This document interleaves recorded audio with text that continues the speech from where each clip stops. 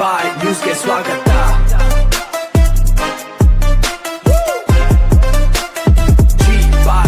ಕೆಂಪೇಗೌಡ ಜಯಂತಿ ಕೇವಲ ಒಂದು ಜಾತಿಗೆ ಸೀಮಿತವಾಗಬಾರದು.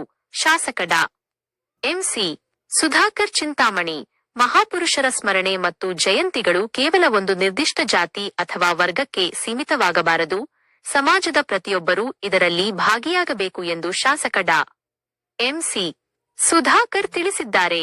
ಚಿಂತಾಮಣಿ ನಗರದಲ್ಲಿ ತಾಲೂಕು ಆಡಳಿತ, ತಾಲೂಕು ಪಂಚಾಯತಿ, ಕನ್ನಡ ಮತ್ತು ಸಂಸ್ಕೃತಿ ಇಲಾಖೆ ಹಾಗೂ ಒಕ್ಕಲಿಗರ ಸಂಘದ ಸಹಯೋಗದಲ್ಲಿ ಆಯೋಜಿಸಲಾಗಿದ್ದ ನಾಡಪ್ರಭು ಕೆಂಪೇಗೌಡರ 517ನೇ ಜಯಂತ್ಯೋತ್ಸವ ಕಾರ್ಯಕ್ರಮವನ್ನು ಉದ್ಘಾಟಿಸಿ ಅವರು ಮಾತನಾಡಿದರು.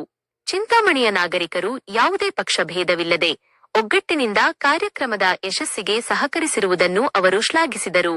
ಮುಂದಿನ ಪೀಳಿಗೆಗೆ ಮಹನೀಯರ ಸಾಧನೆ, ಕೊಡುಗೆ ಹಾಗೂ ಆದರ್ಶಗಳನ್ನು ಪರಿಚಯಿಸುವುದೇ ಇಂತಹ ಜಯಂತಿಗಳ ಮುಖ್ಯ ಉದ್ದೇಶವಾಗಿದೆ. ಸಮಾಜದಲ್ಲಿ ವಿವಿಧ ಭಾಷೆ, ಜಾತಿ ಮತ್ತು ಸಾಂಸ್ಕೃತಿಕ ವೈವಿಧ್ಯತೆಗಳಿದ್ದರೂ ನಾವೆಲ್ಲರೂ ಒಟ್ಟಾಗಿ ಭವ್ಯ ಭಾರತ ನಿರ್ಮಾಣಕ್ಕೆ ಶ್ರಮಿಸಬೇಕು. ಸಮಾಜವನ್ನು ಒಡೆಯುವ ಉದ್ದೇಶ ಯಾರಿಗೂ ಇರಬಾರದು ಎಂದು ಅವರು ಕಿವಿಮಾತು ಹೇಳಿದರು. ಇಂದಿನ ಯುವ ಪೀಳಿಗೆ ಪಾಶ್ಚಾತ್ಯ ಸಂಸ್ಕೃತಿಯ ಪ್ರಭಾವದಿಂದ ದೂರವಿದ್ದು ನಮ್ಮದೇ ಆದ ಸಾಧಕರ ಆದರ್ಶಗಳನ್ನು ಮೈಗೂಡಿಸಿಕೊಳ್ಳಬೇಕು. ಬಾಬಾ ಸಾಹೇಬ್ ಅಂಬೇಡ್ಕರ್ ಅವರ ಸಂವಿಧಾನದ ಚೌಕಟ್ಟಿನಲ್ಲಿ ಹಾಗೂ ಕೆಂಪೇಗೌಡರು ಹಾಕಿಕೊಟ್ಟ ಪ್ರಗತಿಪರ ದಾರಿಯಲ್ಲಿ ನಾವೆಲ್ಲರೂ ಸಾಗಬೇಕಿದೆ. ಸಮಾಜವನ್ನು ಆರ್ಥಿಕ ಮತ್ತು ಶೈಕ್ಷಣಿಕವಾಗಿ ಬಲಪಡಿಸುವುದು ಇಂದಿನ ತುರ್ತು ಅಗತ್ಯವಾಗಿದೆ ಎಂದು ಅವರು ಕರೆ ನೀಡಿದರು. ಕಾರ್ಯಕ್ರಮದಲ್ಲಿ ಉಪನ್ಯಾಸಕ ಮುನಿರೆಡ್ಡಿ ಹಾಗೂ ಒಕ್ಕಲಿಗರ ಸಂಘದ ರಾಜ್ಯ ನಿರ್ದೇಶಕ ಕೋನಪರೆಡ್ಡಿ ಮಾತನಾಡಿದರು. ಇದೇ ಸಂದರ್ಭದಲ್ಲಿ ಎಸ್ಎಸ್ಎಲ್ಸಿ ಮತ್ತು ಪಿಯುಸಿಯಲ್ಲಿ ಅತಿ ಹೆಚ್ಚು ಅಂಕ ಗಳಿಸಿದ ಸಮುದಾಯದ ವಿದ್ಯಾರ್ಥಿಗಳನ್ನು ಸನ್ಮಾನಿಸಿ ಗೌರವಿಸಲಾಯಿತು. ವೇದಿಕೆಯಲ್ಲಿ ಗ್ಯಾರಂಟಿ ಯೋಜನಾ ಸಮಿತಿಯ ಅಧ್ಯಕ್ಷ ಮುನಿನಾರಾಯಣಪ್ಪ, ಪ್ರಮುಖರಾದ ಜಯರಾಮ್ ರೆಡ್ಡಿ, ಶ್ರೀನಿವಾಸನ್, ಗೊಲಹಳ್ಳಿ ಶಿವಪ್ರಸಾದ್, ಅಶ್ವಥ್ ನಾರಾಯಣ್ ಬಾಬು, ಅವನಪ್ಪ, ಕೃಷ್ಣಾರೆಡ್ಡಿ, ಸಂಘಟಕರಾದ ಈರುಳ್ಳಿ ಕೃಷ್ಣಾರೆಡ್ಡಿ, ಗೋಪಲ್ಲಿ ರಘು, ಸುಬ್ಬರೆಡ್ಡಿ, ಶ್ರೀನಾಥ್ ಬಾಬು, ತಾಲೂಕು ದಂಡಾಧಿಕಾರಿ ಸುದರ್ಶನ್ ಯಾದವ್, ತಾಲೂಕು ಪಂಚಾಯತಿ ಕಾರ್ಯನಿರ್ವಹಣಾಧಿಕಾರಿ ಆನಂದ್ ಸೇರಿದಂತೆ ಹಲವು ಮುಖಂಡರು ಉಪಸ್ಥಿತರಿದ್ದರು. ನಾವೆಲ್ಲರೂ ಇವತ್ತು ಇದರಲ್ಲಿ ಭಾಗಿಯಾಗ್ತೀವಿ ಅಂತ ಹೇಳಿ ಇವತ್ತು ಚಿಂತಾಮಣಿ ಸಮಸ್ತ ನಾಗರಿಕ ಬಂಧುಗಳು ಎಲ್ಲರೂ ಇವತ್ತು ಪಕ್ಷಾತೀತವಾಗಿ, ಪಕ್ಷರಹಿತವಾಗಿ ಇವತ್ತು ಈ ಕಾರ್ಯಕ್ರಮದ ಯಶಸ್ಸಿಗೆ ಸಹಕರಿಸಿದ್ದೀರ. ನಾನು ಮತ್ತೊಮ್ಮೆ ತಮಗೆಲ್ಲರಿಗೂ ನನ್ನ ಹೃದಯಪೂರ್ವಕವಾದಂತ ಅಭಿನಂದನೆಗಳು ಮತ್ತು ಧನ್ಯವಾದಗಳನ್ನ ತಿಳಿಸಲಿಕ್ಕೆ ಬಯಸ್ತೇನೆ. ಇವತ್ತು ಯಾವುದೇ ಒಂದು ಸಮಾಜದ ಚಿಂತಕರು, ಸಾಧಕರನ್ನ ನೆನೆಸ್ಕೊಳ್ತಕ್ಕಂಥ ಅವರ ಜಯಂತ್ಯೋತ್ಸವ ಅಥವಾ ಇತರೆ ಕಾರ್ಯಕ್ರಮಗಳು ಆಲೋಚನೆ ಮಾಡಿದಾಗ ಸಮಾಜದ ಪ್ರತಿಯೊಬ್ಬರು, ಎಲ್ಲಾ ಜಾತಿ ವರ್ಗದವರು ಯಾವುದೇ ಭೇದ ಭಾವ ಇಲ್ಲದೆ ಆ ಕಾರ್ಯಕ್ರಮದಲ್ಲಿ ಭಾಗವಹಿಸತಕ್ಕಂಥದ್ದು ಮತ್ತು ಆ ಕಾರ್ಯಕ್ರಮವನ್ನ ಯಶಸ್ವಿಗೊಳಿಸತಕ್ಕಂಥ ಕೆಲಸ ಮಾಡ್ತಕ್ಕಂಥದ್ದು ಬಹಳ ಮುಖ್ಯ. ಯಾಕಂದ್ರೆ ಇವತ್ತು ಸರ್ಕಾರ ಇವೆಲ್ಲ ಕಾರ್ಯಕ್ರಮಗಳನ್ನ ಆಯೋಜಿಸಿರ್ತಕ್ಕಂಥದ್ದು ನಮ್ಮ ಮುಂದಿನ ಪೀಳಿಗೆಗೆ ಈ ಒಂದು ಸಾಧಕರು, ದಾರ್ಶನಿಕರು ಇವರೆಲ್ಲರ ಪರಿಚಯ, ಅವರ ಕೊಡುಗೆ, ಅವರ ಸಾಧನೆಯನ್ನ ಅವರ ಮುಂದೆ ತೆರಳಿರ್ತಕ್ಕಂಥದ್ದು, ಅವರು ಅದನ್ನು ಅನುಕರಣೆ ಮಾಡ್ತಕ್ಕಂಥದಕ್ಕೆ ಅನುಕೂಲ ಆಗಲಿ ಅಂತಕ್ಕಂಥ ಉದ್ದೇಶದಿಂದ ಇವತ್ತು ಈ ಕಾರ್ಯಕ್ರಮಗಳನ್ನ ಇವತ್ತು ರಾಷ್ಟ್ರೀಯ ಹಬ್ಬದ ಆಚರಣಾ ಸಮಿತಿಯ ಆಧ್ವರ್ಯದಲ್ಲಿ ಮಾಡ್ತಕ್ಕಂಥದ್ದು. ಇದು ಯಾವುದೇ ಒಂದು ಜಾತಿಗೆ ಸೀಮಿತವಾಗಿ ಈ ಕಾರ್ಯಕ್ರಮಗಳನ್ನ ಆಯೋಜನೆ ಮಾಡ್ತಕ್ಕಂಥದ್ದಲ್ಲ. ಇವತ್ತು ಸಮಾಜ ಇವತ್ತು ನಮ್ಮಲ್ಲಿರ್ತಕ್ಕಂಥ ಭಾಷಾ, ಜಾತಿ, ವ್ಯವಸ್ಥೆ ಇವೆಲ್ಲದರ ನಡುವೆ ಒಂದು ವೈವಿಧ್ಯವಾಗಿರ್ತಕ್ಕಂಥ ಒಂದು ಸಮಾಜದಲ್ಲಿ ನಾವೆಲ್ಲರೂ ಒಟ್ಟಾಗಿ ಭವ್ಯ ಭಾರತವನ್ನ ನಿರ್ಮಾಣ ಮಾಡತಕ್ಕಂಥದಕ್ಕೆ ನಾವೆಲ್ಲರೂ ಒಟ್ಟಾಗಿ ಇರಬೇಕು ಅಂತಕ್ಕಂಥ ದೃಷ್ಟಿಯಿಂದ ಇವತ್ತು ಈ ಎಲ್ಲಾ ಕಾರ್ಯಕ್ರಮಗಳನ್ನ ಸರ್ಕಾರಗಳು ಆಯೋಜನೆ ಮಾಡತಕ್ಕಂಥ ಉದ್ದೇಶ. ಆ ಕಾರಣಕ್ಕಾಗಿ ನಾನು ಹೇಳ್ತಕ್ಕಂಥದ್ದಿಷ್ಟೇ, ಇವತ್ತು ಯಾವುದೇ ಒಂದು ಕಾರ್ಯಕ್ರಮ ಆದಾಗ ಇದು ನಮಗೆ ಸಂಬಂಧ ಇಲ್ಲ, ಅದು ಅವ್ರಿಗೆ ಮಾತ್ರ ಸೀಮಿತ ಅಂತಕ್ಕಂಥ ಉದ್ದೇಶ ಅಲ್ಲ. ಇವತ್ತು ಆ ರೀತಿ ಸಮಾಜವನ್ನ ಬೇರ್ಪಡಿಸ್ತಕ್ಕಂಥ ಉದ್ದೇಶ ಯಾರು ಇಲ್ಲ. ಸಮಾಜವನ್ನ ಇವತ್ತು ಸಾಧಕರ ರೂಪದಲ್ಲಿ ಪಾಶ್ಚಾತ್ಯ ಸಂಸ್ಕೃತಿ, ಪಾಶ್ಚಾತ್ಯ ಏನು ಆ ಒಂದು ಪ್ರಭಾವಕ್ಕೆ ನಾವೆಲ್ಲ ಒಳಗಾಗಿದ್ದೇವೆ. ಅದರಿಂದ ನಮ್ಮ ಮಕ್ಕಳು ಇವತ್ತು ಪ್ರಭಾವಿತರಾಗಬಾರದು ಅಂತಕ್ಕಂಥ ದೃಷ್ಟಿಯಲ್ಲಿ ಈ ರೀತಿ ಸಾಧಕರ ಜಯಂತಿಗಳನ್ನ ಆಚರಣೆ ಮಾಡುವಂತ ಒಂದು ಕೆಲಸವನ್ನ ಇಂಥವ್ರು ಇಲ್ಲ ಅಂತಕ್ಕಂಥದ್ದಿಲ್ಲ. ಎಲ್ಲಾ ವರ್ಗದ ಜನ ಇವತ್ತು ಬಹಳ ಸಂತೋಷದಿಂದ ಬಹಳ ಖುಷಿಯಿಂದ ಇವತ್ತು ಕಾರ್ಯಕ್ರಮದಲ್ಲಿ ಭಾಗವಹಿಸಿದರು. ಕೆಂಪೇಗೌಡರು ಬಹುಶಃ ಆ ಕಾಲದಲ್ಲೇ ಅವರಲ್ಲಿದ್ದಂತ ದೂರದೃಷ್ಟಿ, ಒಂದು ಸಮಾಜ ಯಾವ ರೀತಿ ಇರಬೇಕು, ಒಂದು ಸಮಾಜ ಸುಶಿಕ್ಷಿತವಾಗಿ ಇರಬೇಕು, ಆರೋಗ್ಯಕರವಾಗಿ ಇರಬೇಕು ಅಂತಕ್ಕಂಥದ್ದಕ್ಕೆ ಎಲ್ಲ ವರ್ಗದ ಜನರ ಅವರ ಕುಲ ಕಸುಬು ಅಥವಾ ಅವರ ಕಸುಬಿಗೆ ಅನುಗುಣವಾಗಿ ಅವರಿಗೆ ಪ್ರತ್ಯೇಕವಾದಂತಹ ವ್ಯವಸ್ಥೆ ಮಾಡಿ ಅವರೆಲ್ಲರೂ ಇದ್ರೆ ಮಾತ್ರ ಈ ಸಮಾಜ ಅಂತಕ್ಕಂಥದ್ದನ್ನ ಮನಗಂಡಿರ್ತಕ್ಕಂಥ ಒಬ್ಬ ದಾರ್ಶನಿಕ ಕೆಂಪೇಗೌಡ. ಅವರ ದೂರದೃಷ್ಟಿ, ಅವರ ಒಂದು ಸಮಾಜ ಯಾವ ರೀತಿ ಕಟ್ಟಬೇಕು ಅಂತಕ್ಕಂಥ ಒಂದು ಕನಸನ್ನ ಕಂಡಿದ್ರು ಅಂತಕ್ಕಂಥದ್ದು ಇವತ್ತು ನಾವೆಲ್ಲರೂ ಕೇಳಿದ್ದೀವಿ. ಇವತ್ತು ನಾವು ಅದ್ರ ಬಗ್ಗೆ ಗುಣಗಾನ ಮಾಡ್ತಾ ಇದ್ದೀವಿ. ಆದ್ರೆ ಇವತ್ತು ಸಮಾಜ ಕಟ್ಟತಕ್ಕಂಥದ್ದು ಇಲ್ಲಿಗೆ ನಿಂತಿಲ್ಲ. ನಿರಂತರವಾಗಿ ಇವತ್ತು ಸಮಾಜವನ್ನ ಹೊಡಿತಕ್ಕಂಥ ಶಕ್ತಿಗಳು ಇವತ್ತು ಬಹಳಷ್ಟು ಇದ್ರೂ ಸಹ ಇವತ್ತು ಸಮಾಜ ಇವತ್ತು ಬಹಳಷ್ಟು ಪರಿವರ್ತನೆ, ಬಹಳಷ್ಟು ನಾಗರಿಕತೆ, ಇವೆಲ್ಲದರ ನಡುವೆ ನಾವು ಒಂದು ಸುಂದರವಾದಂತಹ ಸಮಾಜವನ್ನ ಕಟ್ಟತಕ್ಕಂಥ ಜವಾಬ್ದಾರಿ ನಾವು ನೀವು ಎಲ್ಲರೂ ಮಾಡಬೇಕಾಗಿರ್ತಕ್ಕಂಥದ್ದು ಬಹಳ ಮುಖ್ಯವಾಗಿರ್ತಕ್ಕಂಥ ವಿಷಯ.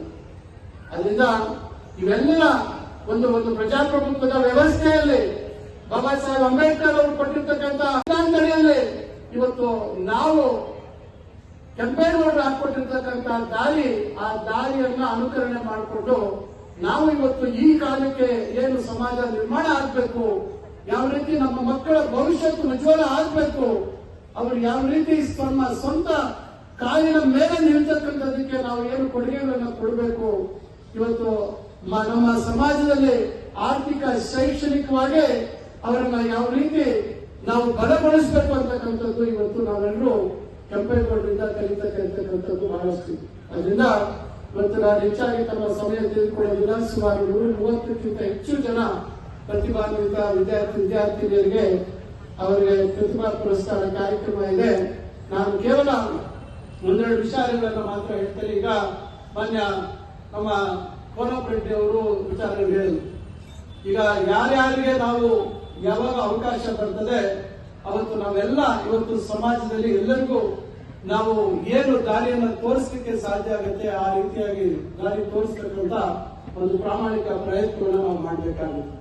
ಈಗ ಅವರು ಕೇಳಿದ್ರೆ ನಮಗೆ ಜಾಗ ಕೊಡಿ ಅಂತ ಹೇಳಿ ಅದರ ಪ್ರಯತ್ನ ನಾವು ಮಾಡ್ತಾ ಇದೀವಿ. ಜಾಗ ಕೊಡುವಂತದ್ದಕ್ಕೂ ನಾವು ವ್ಯವಸ್ಥೆ ಮಾಡ್ತಾ ಇದ್ದೀವಿ. ವಿದ್ಯಾರ್ಥಿ ನಿಲಯ ರಾಜ್ಯ ಒಕ್ಕಲಿಗರ ಸಂಘದಿಂದ ವಿದ್ಯಾರ್ಥಿನಿಯರಿಗೆ ಕಟ್ಕೊಡ್ತೀವಿ ಅಂತಕ್ಕಂಥ ಮಾತು ಹೇಳಿದರೆ ಅದಕ್ಕೂ ಕೂಡ ನಾವು ಅವರಿಗೆ ಸೂಕ್ತ ಸ್ಥಳವನ್ನು ಕೊಡುವಂತ ಒಂದು ಕೆಲಸವನ್ನು ನಾವು ಮಾಡ್ತಾ ಇದ್ದೀವಿ.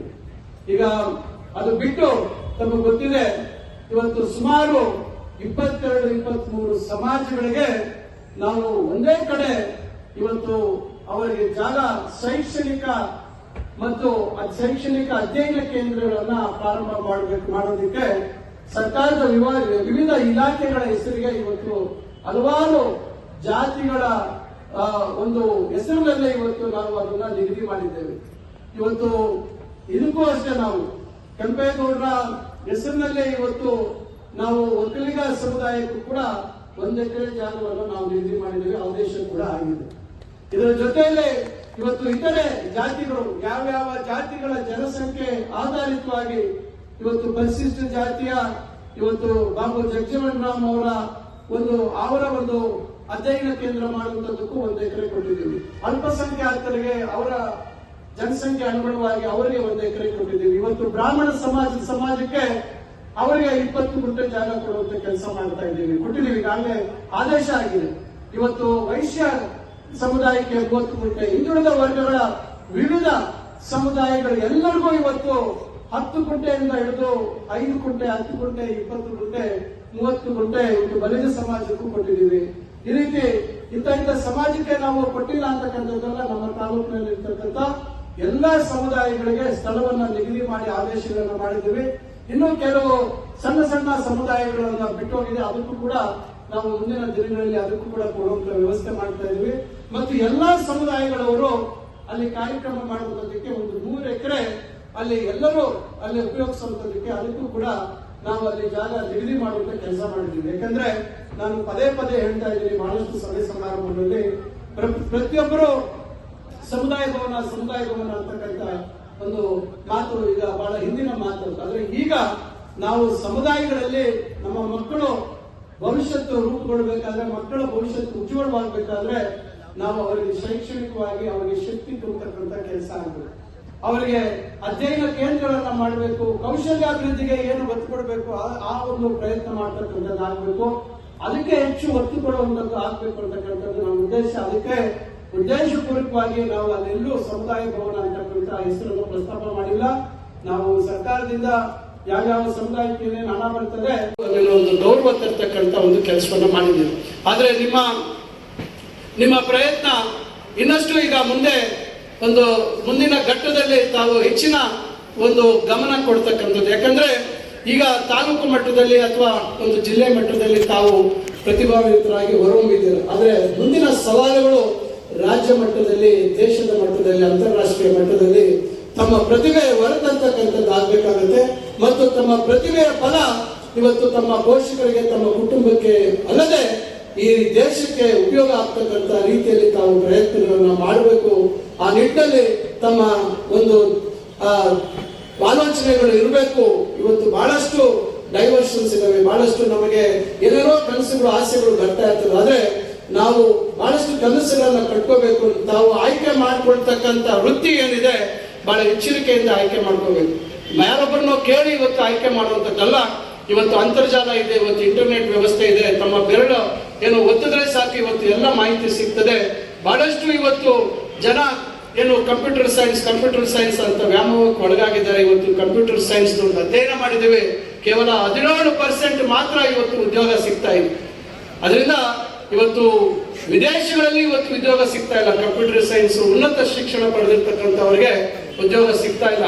ಅದರಿಂದ ನೀವು ಬಹಳ ಜಾಗ್ರತೆಯಿಂದ, ಬಹಳ ಎಚ್ಚರಿಕೆಯಿಂದ ಇವತ್ತೇನು ಆರ್ಟಿಫಿಷಿಯಲ್ ಇಂಟೆಲಿಜೆನ್ಸ್ ನ ಪ್ರಭಾವ ಇವತ್ತು ಯಾವ ಮಟ್ಟಕ್ಕೆ ನಮ್ಮ ಮೇಲೆ ಅದು ಬೀರ್ತದೆ, ಅದರ ಉಪಯೋಗ ಯಾವ ರೀತಿ ಪಡ್ಕೋಬೇಕು, ಅದರಿಂದ ಆಗ್ತಕ್ಕಂಥ ಉದ್ಯೋಗಗಳ ಮೇಲೆ ಆಗ್ತಕ್ಕಂಥ ನಷ್ಟವನ್ನ ಅದನ್ನ ಬೇರೆ ರೀತಿಯಲ್ಲಿ ಸದ್ಬಳಕೆ ಯಾವ ರೀತಿ ಮಾಡ್ಕೋಬೇಕು ಅಂತಕ್ಕಂಥ ದಿಕ್ಕಿನಲ್ಲಿ ಕೂಡ ಇವತ್ತಿನ ಯುವ ಪೀಳಿಗೆ ಆಲೋಚನೆ ಮಾಡಿ ತಮ್ಮ ಆಯ್ಕೆಗಳನ್ನ ಮಾಡ್ಕೋಬೇಕು ಅಂತಕ್ಕಂಥ ಮಾತನ್ನ ಈ ಸಂದರ್ಭದಲ್ಲಿ ನಾನು ಹೇಳ್ತಾ, ತಾಲೂಕು ಆಡಳಿತ ಮತ್ತು ರಾಷ್ಟ್ರೀಯ ಆಚರಣಾ ಸಮಿತಿಯ ಪರವಾಗಿ, ಎಲ್ಲರ ಪರವಾಗಿ ಅವರಿಗೆ ಅನಂತ ವಂದನೆಗಳನ್ನು ಸಲ್ಲಿಸುತ್ತಿದ್ದೇನೆ.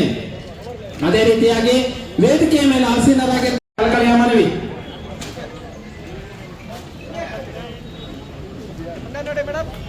ನಾಡಪ್ರಭು ಕೆಂಪೇಗೌಡರ 517ನೇ ಜಯಂತಿ ಕಾರ್ಯಕ್ರಮ ಇಂದು ನಾವು ಹಮ್ಮಿಕೊಂಡಿದ್ದು. ಈ ಒಂದು ಕಾರ್ಯಕ್ರಮದ